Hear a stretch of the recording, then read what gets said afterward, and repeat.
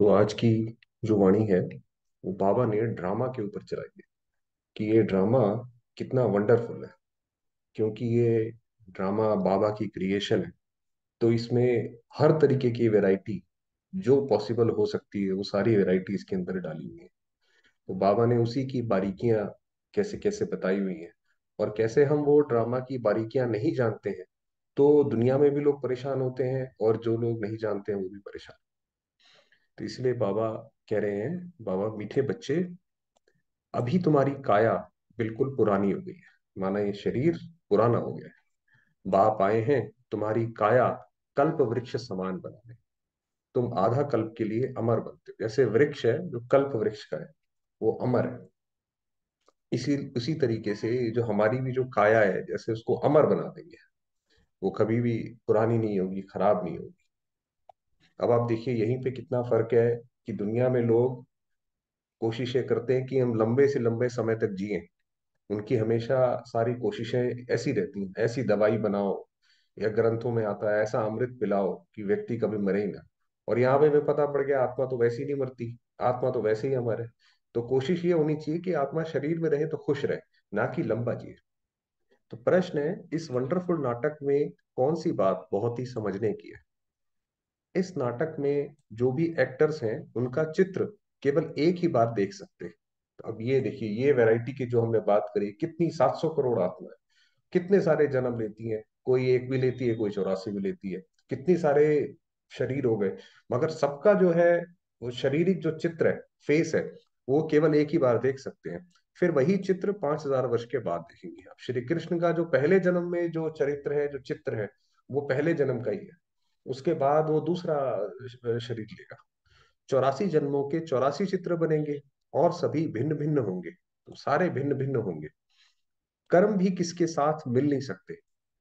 इतना ही नहीं कि जो 700 करोड़ आत्माएं जो हर एक आत्मा कर्म करती है, वो भी अपने आप में एक यूनिक है। जिसने जो कर्म किए वह फिर 5000 वर्ष बाद फिर वही कर्म करेंगे। ये बहुत ही समझने की बात है, कितनी गहराई है इसमें। तुम बच्चों की बुद्धि का ताला अभी खुला है। तुम ये राज सबको समझा सकते हो। अब हमारी बुद्धि क्या हुई, पहले हमें लगता था हमें ये नहीं पता इसका क्या होगा उसका क्या होगा। अब जब हमें पूरा चक्र ये समझ आ गया तो हमारी बुद्धि में ये चक्र ही घूमता रहता है। अब हमें समझ आया कि भाई इसके लेफ्ट राइट कुछ ऐसा कुछ और है नहीं जो जानने के लिए बाकी रह गया। जो हमें जानना था वो हमने सब जान लिया। अब हमारी बुद्धि में ये सवाल नहीं रहा कि ऐसा हो तो क्या हो, वैसा हो तो क्या हो, क्योंकि वो कुछ हो ही नहीं सकता। गीत है भोलेनाथ से निराला। ओम शांति। भोलानाथ सदैव शिव बाबा को कहा जाता है। क्योंकि जब बाबा आता है तो हम तो वैसे ही बच्चे अपनी कलयुग की अवस्था में होते हैं। तो हम उससे क्या वो करेंगे। और बाबा के प्रति समर्पित भी हम तभी होते हैं जब हमें ये पता पड़ता है कि बाबा कितना भोलानाथ है। कैसे हमारी सारी गलतियां देखते हुए भी आंखें बंद करके भी जैसे मीठे बच्चे बोल देता है। तो भोलानाथ है। शंकर को नहीं कहा जाता, वह तो विनाश करता है, शंकर तो विनाशकारी है। और शिव बाबा स्थापना करते हैं। ये तो जरूर है, स्थापना स्वर्ग की और विनाश नरक का करेंगे। तो ये तो जरूर है कि स्थापना और विनाश किस चीज का होगा। तो ज्ञान सागर भोलानाथ शिव को ही कहें। आप देखिए जब बाबा व्यक्तवाणी चलाते हैं, उसके अंदर बाबा को पता होता है कि कई बच्चों ने हाथ ऐसे ही उठा लिया है। फिर बाबा खुद ही बोल देता है कि देखो माया आती तो है ना। तो ये भोलानाथ ही तो है ना कि जानता सब कुछ है। मगर फिर भी जैसे छोटे बच्चों को जैसे उनको उत्साहित किया जाता है कि अच्छा ऐसा करोगे, तो वैसे बाबा करवाता है। तो अब तुम बच्चे तो अनुभवी हो। जरूर कल पहले भी शिव बाबा आया होगा और अब आया है जरूर। तो ये तो जैसे ये साइकिल है, ये चलता रहता है, ये समय का चक्र फिरता रहता है। उनको आना जरूर है, क्योंकि नई मनुष्य सृष्टि को रचना है, ये शिव बाबा का काम है। इस ड्रामा के आदि मध्य अंत का राज बताना है, इसलिए जरूर यहाँ आना है। तो ये ड्रामा का आदि मध्य अंत जब तक हमें नहीं पता होगा कि ये कहाँ शुरू हुआ, मध्य क्या था और अंत क्या था, बाबा के बिना तो हम कुछ भी नहीं जानते। दुनिया में आप जाके देखिए ना, किसी को जिसके जैसे मन में आया वैसे सबने हिसाब अपना स्वार्थ रख के कर दिया। विदेशियों ने इतिहास बताया, उसमें भारत का कहीं नाम नहीं है कि भारत सबसे प्राचीन सभ्यता है, कोई नाम नहीं। तो इसीलिए कोई सही बात नहीं जानता। सूक्ष्म वतन में तो नहीं बताएंगे, सूक्ष्म वतन की भाषा अलग है। मूल वतन में तो भाषा है ही नहीं। यहाँ पे भाषा है सूक्ष्म मतन में तो जैसे कि बस लिपसिंग है, इसीलिए जब बाबा आते हैं तो बाबा की आवाज आप देखेंगे वैसी होती है। और परम धाम में तो कुछ भी नहीं है। यहाँ है टॉकी, यहाँ पे टॉक होती है। शिव बाबा ही बिगड़ी को बनाने वाला है। जब सृष्टि तमो प्रधान हो जाती है तो सबको सदगति देने वाला भगवान कहते हैं मुझे आना पड़ता है। जब बिल्कुल, क्योंकि जैसे हम अपने कर्मों से या अपनी रचना से बंधे हुए हैं, हमने कोई कर्म किया, माना वो हमारी रचना हो गई, तो उससे हम बंध गए, उसका फल हमें मिलेगा। उसी तरीके से शिव बाबा की भी ये ड्रामा रचना है। तो जब ये ड्रामा तमो प्रधानता को पाता है तो बाबा को भी आना पड़ता है, क्योंकि वो भी अपनी रचना से बंधा हुआ है। यादगार भी यहाँ है, इस नाटक में जो जो मनुष्य के चित्र हैं वे एक ही बार देख सकते हैं। अब बाबा इस जो ऊपर बोला ना कि ड्रामा का आदि मध्य अंत बताता हूँ, तो अब वो आदि मध्य अंत क्या है, उसकी बारीकियां क्या है, तो जो मनुष्य के चित्र हैं वो एक ही बार देख सकते हैं। ऐसे नहीं, लक्ष्मी नारायण के चित्र माना चेहरे सतयुग के सिवाय कभी भी कहाँ देख सकते हैं। तो माना अगर हम सतयुग में नहीं आए, हमने श्री कृष्ण को नहीं देखा, तो हम पूरे कल्प में श्री कृष्ण को नहीं देख सकते। ये तो भूल जाइए। मूर्ति बना के पूजा वूजा कर सकते हैं, वो तो चलो अपने मन की तसल्ली है, मगर अगर हमने पुरुषार्थ नहीं करा, श्री कृष्ण को नहीं देखा तो नहीं देखा, तो नहीं देखा, फिर कभी भी नहीं देख सकते। वह पुनर्जन्म लेंगे तो नाम रूप भिन्न हो जाएगा, फिर नाम भी भिन्न हो जाएगा, रूप भी भिन्न हो जाएगा। वही लक्ष्मी नारायण का रूप एक बार देखा, फिर 5,000 वर्ष के बाद ही देखेंगे। जैसे गांधी का हूबहू चित्र फिर 5,000 वर्ष के बाद देखेंगे। भाई गांधी का चित्र है जो हमें दिखाई पड़ता है, वो 5,000 वर्ष के बाद दिखाई पड़ेगा। अथाह मनुष्य हैं जो भी मनुष्यों के चित्र अब देखे हैं, अब वह फिर 5,000 वर्ष के बाद देखेंगे।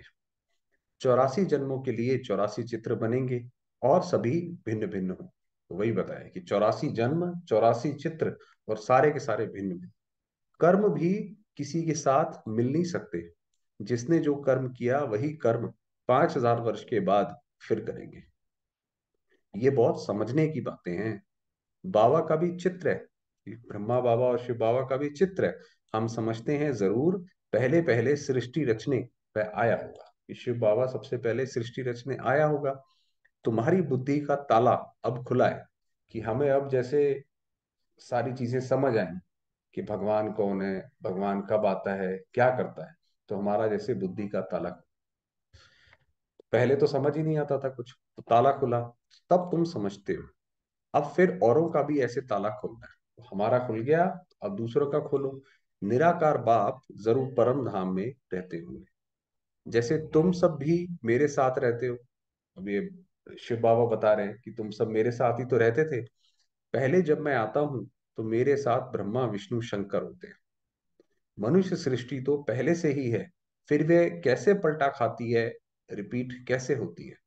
पहले पहले जरूर सूक्ष्म मतन रचना पड़े। माना जब ये सृष्टि, जब ये पलटा खाती है, माना सतयुग से कलयुग आता है, तो सबसे पहले बाबा ब्रह्मा विष्णु शंकर जो सूक्ष्म वतन है उसको रचते हैं। तो फिर सूक्ष्म वतन रचना पड़े, फिर स्थूल वतन में आना पड़े, क्योंकि मनुष्य जो देवता थे वह अब शूद्र बने हैं। उन्हों को फिर ब्राह्मण से देवता बनाना पड़े। तो जो कल्प पहले मैंने ज्ञान दिया था, फिर वही रिपीट करूंगा। देखिए ये है भगवान, कि उसका एक भी विचार ऐसा नहीं चलता कि जो उसने पिछले कल्प ना किया हो। पिछले कल्प से कुछ भी भिन्न नहीं होता, बिल्कुल उसी तरीके से, डॉट बाय डॉट उसी वैसे चलता रहता है। इस समय बैठ राजयोग सिखाता हूं, फिर आधा कल्प के बाद भक्ति आरंभ होती है। बाप खुद बैठ समझाते हैं कि पुरानी सृष्टि फिर नई कैसे बनती है। पुरानी सृष्टि, आप सोचिए कि एक घर को नया बनाना हो तो मनुष्य को कितनी दिक्कत आती है, ये करो वो करो, यहाँ से वो लाओ। और बाबा तो पूरी सृष्टि पलट देता है। तो ये कैसे बनती है, अंत से फिर आदि कैसे होती है। मनुष्य समझते हैं परमात्मा आया था, परंतु कब, कैसे आया, कि भगवान का आने का भी क्या जरिया हो। क्या वो किसी माँ के गर्भ से आएगा, तो माँ तो उससे बड़ी हो गई, तो फिर वो सबका पिता कैसे रहा, अपनी माँ का पिता तो नहीं हुआ। तो ये बड़ी समझने की बात है। या किसी जैसे वो नंदी बैल के ऊपर दिखाते हैं कि वहां पे आया, तो ये नहीं पता लोगों को आदि मध्य अंत का राज कैसे खोला। भाई इतना बड़ा गहन रहस्य है ये, इतनी समझने की चीज है। क्या अर्जुन को इतनी, वहां पे तो आपको पता है युद्ध में तो कितना शोर होता है, आवाज भी नहीं जाती वहां पे तो। वहां पे इतना गहन राज समझाया, जब हर जगह तीर बरस रहे हैं वो ज्ञान समझा रहा है, ये नहीं जानते। बाप कहते हैं फिर मैं सम्मुख आया हूं सभी को सदगति देने। बाबा आया है सबको, भला भी वो सबका करके जाएगा। बाबा ने बोला चाहे कोई मुझे गाली भी देता है तब भी मैं तो पिता हूं, मैं तो जो है उसका भला करके जाऊंगा। माया रावण ने सभी की किस्मत बिगाड़ दी है, तो बिगड़ी को बनाने वाला जरूर कोई चाहिए। तो माया ने बिगाड़ दी है, अब उस बिगड़ी को बनाएगा कौन? बाप कहते हैं 5,000 वर्ष पहले भी ब्रह्मा तन में आया था। 5,000 वर्ष पहले भी वही श्री कृष्ण की आत्मा जब ब्रह्मा बनी तो दोबारा से उसी में आया था। मनुष्य सृष्टि जरूर यहाँ ही रची है, यहाँ आकर सृष्टि को पलटाए कायाकल्प वृक्ष समान बनाते हैं, कायाकल्प वृक्ष समान बनाते हैं। तो अभी जैसे कोई पेड़ होता है ना, कोई पेड़ जो है बिल्कुल पतझड़ का मौसम आ जाए तो सारे उसके पत्ते झड़ जाते हैं, सूख जाता है। अभी ये सृष्टि की ये हालत है कि सब कुछ जैसे संबंधों में से सुख सूख गया है ना, प्रकृति जो थी वो भी खराब हो गई, सब खराब कर दिया। जैसे ये सृष्टि का वृक्ष जो है वो सूख गया, उसको नया हरा करते हैं। तो अब तुम्हारी काया बिल्कुल पुरानी हो गई है, इसको फिर ऐसा बनाते हैं जो आधा कल्प के लिए तुम अमर बन जाते हो। अब हमारी ये जो शरीर है बिल्कुल देवताई शरीर हमें प्राप्त होगा। भल शरीर बदलते हो परंतु खुशी से, जैसे पुराना चोला छोड़ नया लेते हैं। आप देखिए जब कभी आप मुरली सुने मधुबन की, उसमें जैसे कोई समाचार आता है कि किसी ने शरीर छोड़ा, तो कितने अच्छे तरीके से समाचार बताया जाता है। कोई ऐसी दुख की फीलिंग नहीं आती कि हाय बेचारा चला गया। दुनिया में तो लोग इतना दुख मनाते हैं कि भी फलां व्यक्ति चला गया। तो ये सतयुग के संस्कार है। सतयुग में कोई ऐसे नहीं बोलता कि देवता मर गया, कि नारायण, वो वैसे बोलते हैं कि भी श्री नारायण या किसी ने शरीर छोड़ा। तो वो एक जैसे कि छोड़ने वाले को भी खुशी होती है और उनको बाकियों को भी खुशी होती है कि अब ये दूसरा शरीर लेके जा। तो जैसे पुराना चोला छोड़ नया लेते हैं, जैसे ये शरीर उतारा, कपड़े उतारे दूसरे पहन लिए। वहां ऐसे नहीं कहेंगे फलाना मर गया, उनको मरना नहीं कहा जाता है, वही वहां पे मरना भी तो दुख है ना। तो सतयुग में ऐसा नहीं कहता कोई, जैसे तुम्हारे ये जीते जी मरना है तो तुम मरे थोड़े ही हो भाई, हमारा ये मर्जीवा जन्म है, हम कलयुग से मर के यहाँ पे आ गए, कोई हमने मरे थोड़ी है कोई। तुम तो शिव बाबा के बने हो। बाबा कहते हैं तुम मेरे नूरे रत्न सिकी लदे बच्चों। अब देखिए बाबा ने ऊपर बोला था भोलानाथ, तो बाबा कहता है कि तुम मेरे नूरे रत्न सिकी लदे बच्चों। सिकी लदे माना जो बड़े सिक से, प्रेम से, बड़े समय के बाद मिले, तो वो है सिकी लदे। शिव बाबा भी कहते हैं तो ब्रह्मा बाबा भी कहते हैं, वह निराकारी बाप, ये साकारी बाप। तो ये पूरी सृष्टि का पिता और वो पूरे जगत का पिता। तो अभी तुम कहते हो बाबा आप भी वही हो ना, तो हमारा भी मन जब हम बाबा से मिलते हैं तो हमारा मन भी ये बोलता है कि बाबा आप वही हो ना, हम भी वही हैं जो फिर आकर मिले हैं। बाप कहते हैं मैं आकर स्वर्ग स्थापन करता हूँ, राजाई तो जरूर चाहिए, इसलिए राजयोग सिखाता हूँ। पहले स्वर्ग स्थापन करते हैं, सिर्फ इतना ही काफी नहीं है भाई। राजाई अगर स्वर्ग बाबा ने स्थापन कर भी दिया, और आजकल के जैसे लोगों की आदतें हैं, लोग इतना भी नहीं करते कि भाई कूड़ा डस्टबिन में फेंक दें। घर में होगा, कूड़े की गाड़ी आएगी तब भी वो सड़क पे कहीं ना कहीं कोने पे फेंक दें। तो ऐसे मनुष्य अगर सतयुग में चले गए तो वहां पे भी वो जाकर गंद कर देंगे, तो स्वर्ग स्थापन करने की वो तो बात ही नहीं रहेगी कोई। वहां पे भी फिर थोड़े समय बाद नर्क हो जाएगा। तो इसलिए राजयोग सिखाता हूँ। पीछे तो तुमको राजाई मिल जाएगी, फिर इस ज्ञान की वहां दरकार नहीं रहती। वहां पे फिर इस ये ज्ञान की जरूरत नहीं पड़ेगी। फिर ये शास्त्र आदि सब भक्ति में काम आते हैं, पढ़ते रहते हैं। तो यही जो ज्ञान जो भी हमने प्राप्त किया है, जब हम ही आत्माएं द्वापर में आएंगी, तो ये जो अभी के जो हमारे संस्कार हमारे अंदर बैठे हैं, जो ज्ञान बैठा है, उसी से ही हम फिर वो शास्त्र बनाना स्टार्ट करें कि जरूर भगवान ऐसे आया होगा, उसने ऐसा करा होगा। जैसे कोई बड़े आदमी हिस्ट्री ज्योग्राफी लिख जाते हैं तो वह पीछे पढ़ते रहते हैं, भाई कोई बड़ा आदमी महात्मा गांधी ने जेल में किताबें पढ़ी, कुछ बायोग्राफी भी लिखी होगी, तो वो बाद में लोग पढ़ते रहते हैं। अथाह किताब है, मनुष्य पढ़ते ही रहते हैं। स्वर्ग में तो कुछ भी नहीं होगा, स्वर्ग में ये किताबें, वहां पे तो पढ़ाई के नाम पे भी बस ड्राइंग, पेंटिंग, डांसिंग, म्यूजिक, ये सारी चीजें होती हैं। कोई किताबें वहां, कोई हिस्ट्री तो है ही नहीं। भाई वहां पे सतयुग में हिस्ट्री तो पढ़नी नहीं कि कलयुग में क्या हुआ। देवताओं को तो ये भी नहीं पता कि कलयुग का विनाश हुआ है। वहां तो भाषा ही एक होगी। भाषा से भी बहुत दिक्कतें आती। आपको पता है जो जापान पे हिरोशिमा नागासाकी पे जो बम छोड़ा गया था, उसमें भाषा का बहुत बड़ा रोल था। यूनाइटेड स्टेट्स ने जापान को वार्निंग दी थी कि अगर आप पीछे नहीं हटोगे तो हम आप पे बम छोड़ देंगे।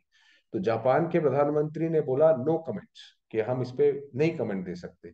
और जब वो, क्योंकि उसने अपनी भाषा में बोला, और जब वो वहां की मीडिया ने, यूएस की मीडिया ने ट्रांसलेट किया, तो उन्होंने बोला जापान के प्रधानमंत्री बोलते हैं कि ये बात कमेंट करने लायक है। तो ये जैसे चुभी तो उसने अटैक कर दिया। तो क्या हुआ, भाषा की दिक्कत हुई ना। तो बाबा कहते हैं अब मैं आया हूं सृष्टि को नया बना। पहले नई थी, अब पुरानी हो गई है। मेरे सब पुत्रों को, अब देखिए फिर दोबारा बाबा हमें प्यार करते हैं, मेरे सब पुत्रों को माया ने जलाए राख कर दिया था। हमें जैसे माया ने खूब अच्छी तरीके से घूसे मार मार के जो है बेहाल कर दिया था, विकारों में घुसा घुसा के बिल्कुल जो है जला दिया था। तो वह दिखाते हैं सागर के बच्चे। तो ज्ञान सागर के, सागर के बच्चे जल मरे, वो शास्त्रों में आता है। तो ज्ञान सागर तो बरोबर है, उनके तुम बच्चे हो। तो वो सागर के बच्चे जो है हम, वो हम जल मरे थे। बल बच्चे तो वास्तव में सभी हैं, परंतु तुम बच्चे अब प्रैक्टिकल में गाए जाते हो। तो हम प्रैक्टिकल पहली रचना है जो डायरेक्ट ब्रह्मा के मुखारविंद से निकली। तुम्हारे कारण ही बाप आते हैं। हमारा ही इस ड्रामा में सबसे ज्यादा मेन रोल है। कहते हैं मैं आया हुआ हूं फिर तुम बच्चों को सुरजीत करने। जो बिल्कुल काले पत्थर बुद्धि हो गए हैं, उनको फिर से आकर पारस बुद्धि बना। ऐसे बच्चे जो कि बिल्कुल, जिनके पास कुछ भी नहीं रह गया, उनको बाबा दोबारा से आकर उठाते हैं। तुम जानते हो इस ज्ञान से हम पारस बुद्धि कैसे बनते हैं। जब तुम पारस बुद्धि बन जाएंगे, तब ये दुनिया भी पत्थरपुरी से बदल पारसपुरी बन जाएगी। क्योंकि जो किसी भी ड्रामा में हीरो का बहुत अच्छा रोल होता है।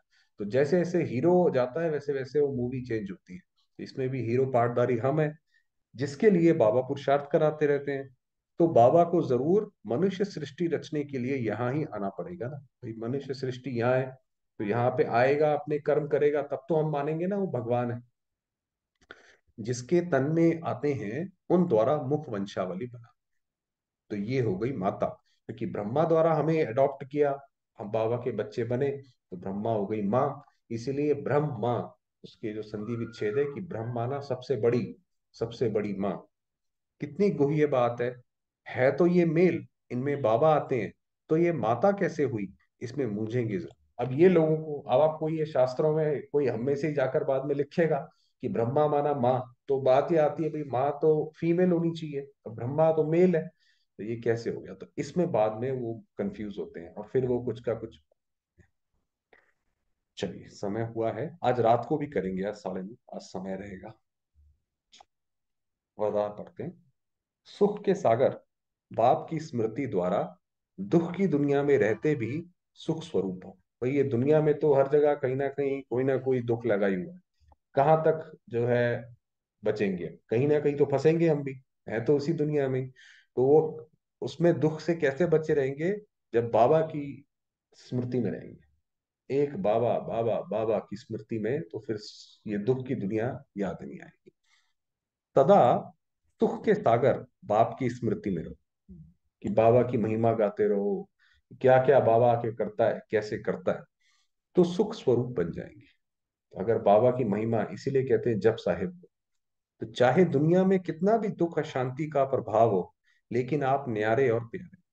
कैसा भी दुनिया में हो, जब भी कभी ऐसा कोई लगे कि मन घबराता है, तो बाबा की महिमा करने लगो। उसके लिए पहले से भी कुछ तैयारी करके रखो, और उस वक्त उसी महिमा में लग जाओ कि वाह बाबा वाह, क्या वाह वाह करने लग जाओ। सुख के सागर के साथ हो, इसलिए सदा सुखी, सदा सुखों के झूले में झूलने। सुख, फिर सुख में ही झूलते रहेंगे। मास्टर सुख के सागर बच्चों को दुख का संकल्प भी नहीं आ सकता, एक संकल्प भी नहीं आ सकता अगर बाबा की उसमें लग गए। क्योंकि दुख की दुनिया से किनारा कर संगम पर पहुंच गए। भैया जब कलयुग से हमने सारे नाते तोड़ लिए, हमें हमें कुछ भी नहीं चाहिए कलयुग में, तो फिर तो जैसे उस दुख की दुनिया से परे आ गए। तब रस्सियां टूट गई, कि कलयुग में रस्सियां बांध रखी है ना मोह की, ये मेरा घर, ये मेरा मेरा बेटा, मेरा बेटी, ये रस्सियां बांध रखी है ना हमने, तो वो रस्सियां तोड़ दी, तो फिर तो सुख के सागर में लहराते। फिर जो है, फिर बाबा के, एक बाबा के बंधन में रहेंगे, बाकी सारे बंधनों से मुक्त। स्लोगन: मन और बुद्धि को एक ही पावरफुल स्थिति में स्थित करना, कि जो हमारा मन में भी वही संकल्प हो, बुद्धि में भी वही संकल्प हो, उसमें स्थापित करना ही एकांतवासी बन। एकांतवासी, बाबा कहता है ये नहीं कि हम कहीं पहाड़ों पे जाके बैठ जाए, किसी से बात ना करें, चलो वो भी ठीक है, नहीं कर रहे हैं, मगर ऐसा नहीं है मन में द्वंद्व चल रहा है या नाराजगी है, नाराज होकर बैठे हैं, वो नहीं। कि मन और बुद्धि को एक बाबा के संकल्प में, भगवान के संकल्प में, प्रभु याद में स्थापित कर देना, वो एकांतवासी। चलिए, समय हुआ है बाबा को।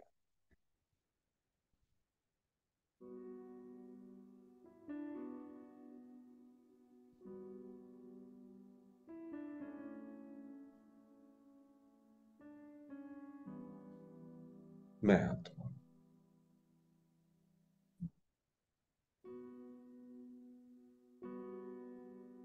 ज्योतिर्बिंदु,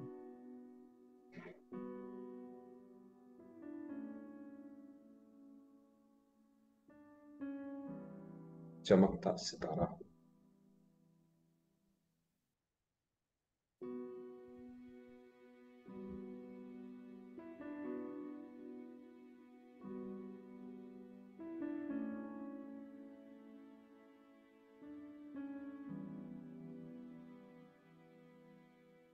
सुख शांति की किरणें चारों ओर पूरे शरीर में फैला रही।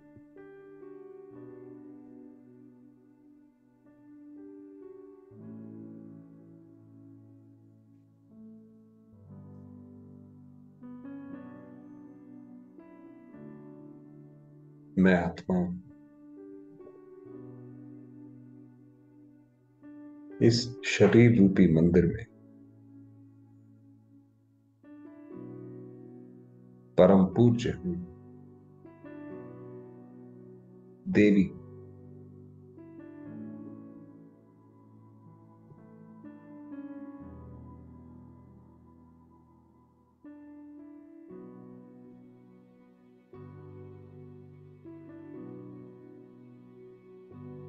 शांति का अवतार,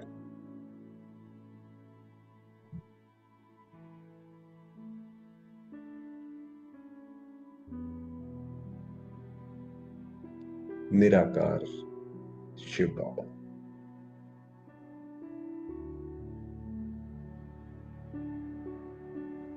ज्योतिर्बिंदु मेरे पिता।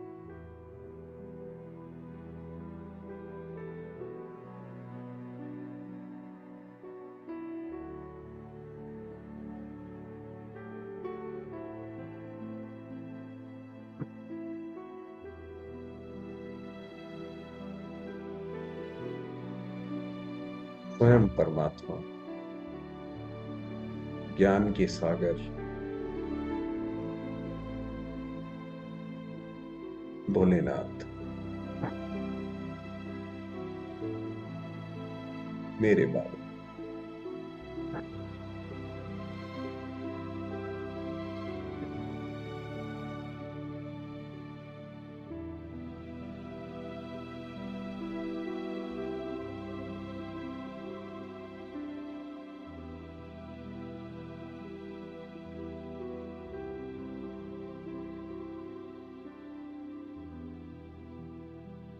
मीठे बाबा की अनेकानेक किरणें, उनका स्नेह मुझ आत्मा पर बरस रहा।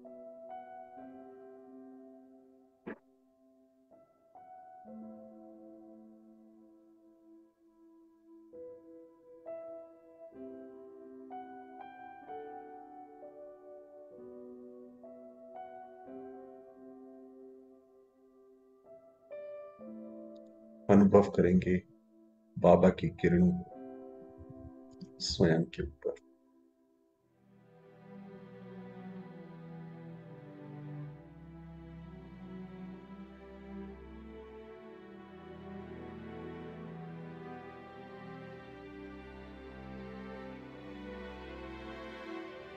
बाबा के वाइब्रेशंस को, उनके स्नेह को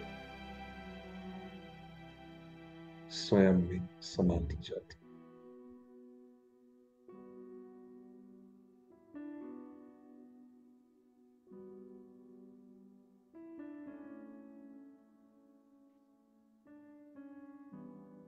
शांति के सूर्य की किरणें मुझ आत्मा पर पड़कर सारे संसार में फैल रही।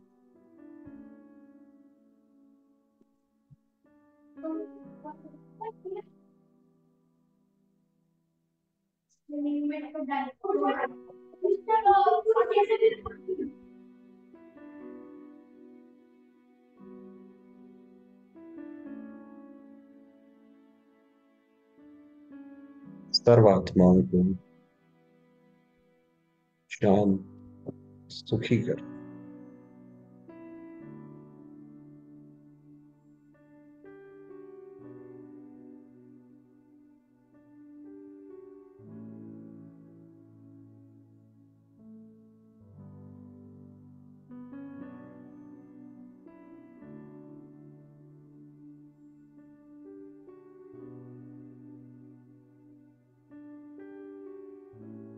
अनुभव करेंगे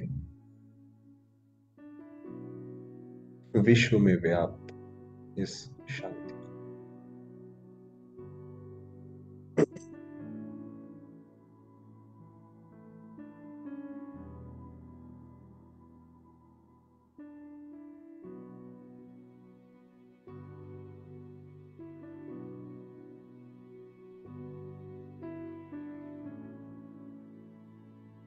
ओम शांति।